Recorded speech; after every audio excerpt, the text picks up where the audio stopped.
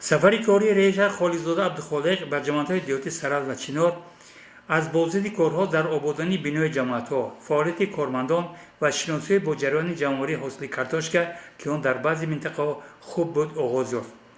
абдухолиқ холизода дар ҷараёни суҳбат бо собиқадорони меҳнат аз дастури супоришҳои президенти мамлакат муҳтарам Эмомаллоҳ бобати таъмини амнияти озиқхӯрӣ андеша баён дошта гуфт, ки ҳосили хуб ба меҳнати хуб вобастагӣ дорад. сипас суҳбат атрофи бемории COVID-19 ки ҷаҳонро фаро гирифт рафт ва абдухолиқ холиқзода гуфт, ки омили муҳиму асосии пешгирии ин вабо тозагӣ, риояи масофаи иҷтимоӣ, истифодаи ниқобҳо ба ҳисоб меравад.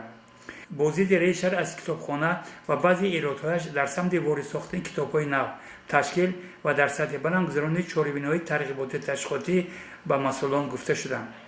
дар идомаи сафар аз чанд мактаби навсохт ва сохтмоншон идома дошта бо зид ба амал оварда таъкид шуд, ки таъмини онҳо бо мизу курсӣ ба нақшагирии теъдоди хонандагон, миқдори омӯзгорон бояд дар маркази таваҷҷӯҳ қарор дошта бошад. бунёди бинои бунгоҳи тиббӣ аз тарафи як нафар зан-модар бо кӯмаки фарзандонаш аз Федератсияи Русия аз тарафи решар ҷонибдорӣ гардид. абдухолиқ холиқзода пешниҳод дошт, ки баъзе корро бояд тавассути ҳашар анҷом дода шаванд, зеро ин тарзи маъмул барои мардуми мо як рукни зиндагист.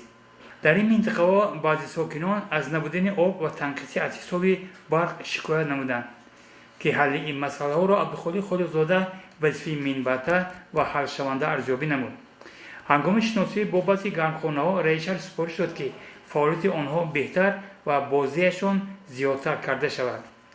дар маркази ҳунарҳои мардумии деҳаи бостондеҳ абдухолиқ холиқзода ҳангоми суҳбат бо кормандон изҳор дошт, ки ташкили ҷойҳои нави корӣ яке аз ҳадафҳои асосии ҳукумати ҷумҳурии Тоҷикистон, вилояти Суғд ва шаҳри Панҷгайн ба ҳисоб меравад ва барои ҳамин ҳар як иқдом дар ин самт бояд дастгирӣ ёбад. аз рӯи бозидди решар ҷомат доир гардид, ки дар он раисони ҷамоатҳои диҳоти сараз ва чинор аз фаъолияти шашмоҳаи худ ҳисобот доданд.